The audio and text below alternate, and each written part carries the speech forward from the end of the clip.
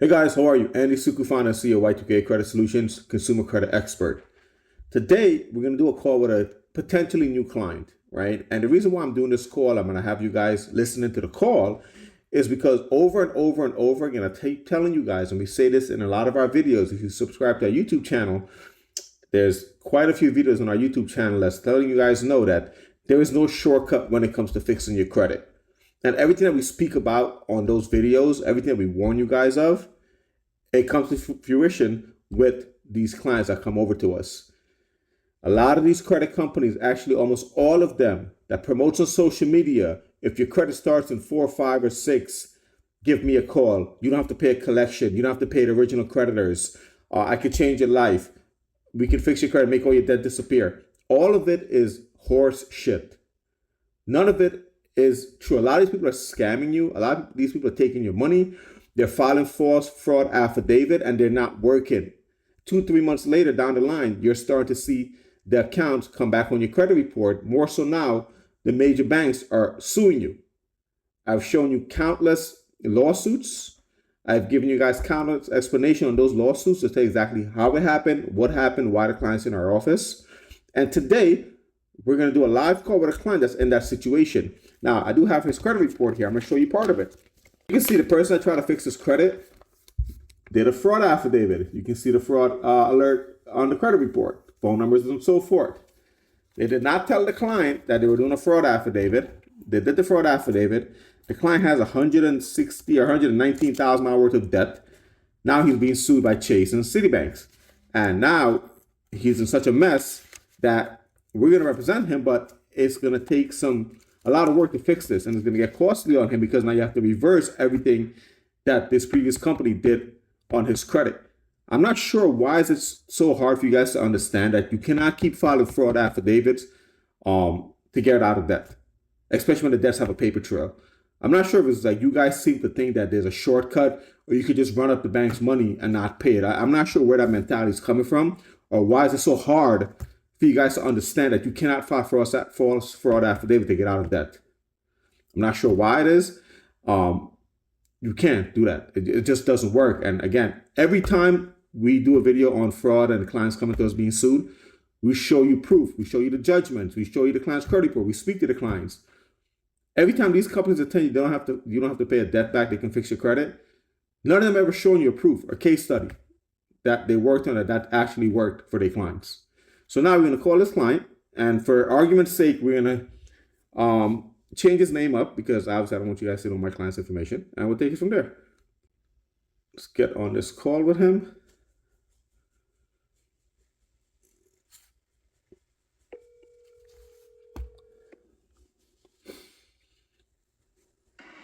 Hey, what's up? Hey, for the purpose of this call, I'm gonna mask your name as JC, okay?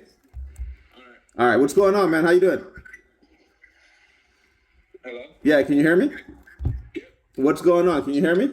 All right, you good, right? All right, so the reason why I wanted to talk to you about this because a lot of clients are getting taken advantage of with these same kind of scenarios with companies saying I can fix your credit, and they're doing a lot of unethical business and fixing consumers' credit. Now the consumers are being stuck with lawsuits and judgments.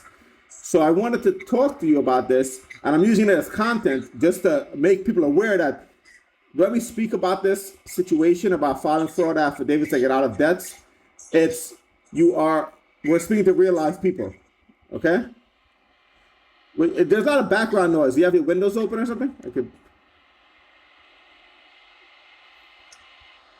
You with me? Yeah, you have a lot of background noise. It's Yeah, I'm sorry about that. I'm in my car. okay. Now that's better.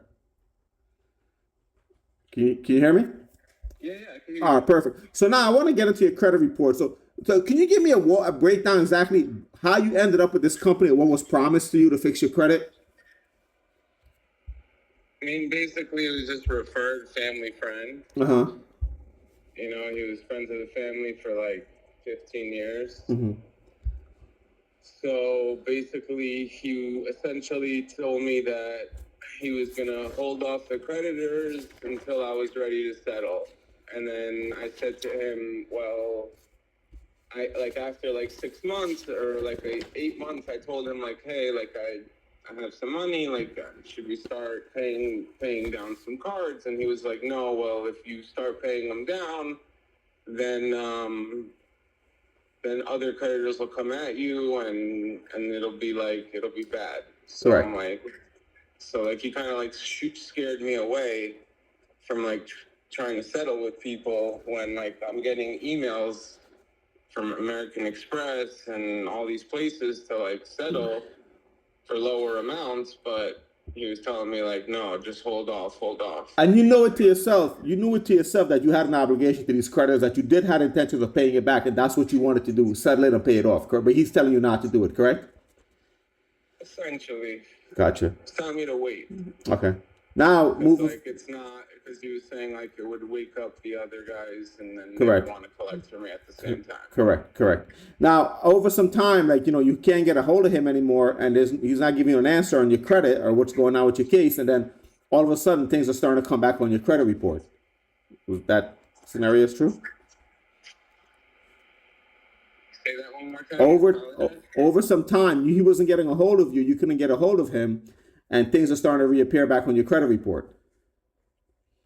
Correct. Now, you and I you reached out to me. We started talking. I told you let's do a consultation, and then as going through your consultation, I addressed all the credit items that's on your credit report, and I advised you that a fraud affidavit was filed in your name. Correct.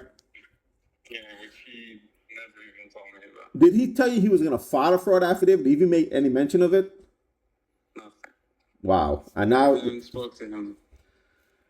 And he's impossible to reach. Like, there's no one to talk to.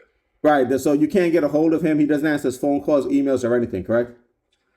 Exactly. Correct. Which is sad, because if you're running a company and you're saying that this is what you do for a living, you should be able to at least have someone to reach out to your clients.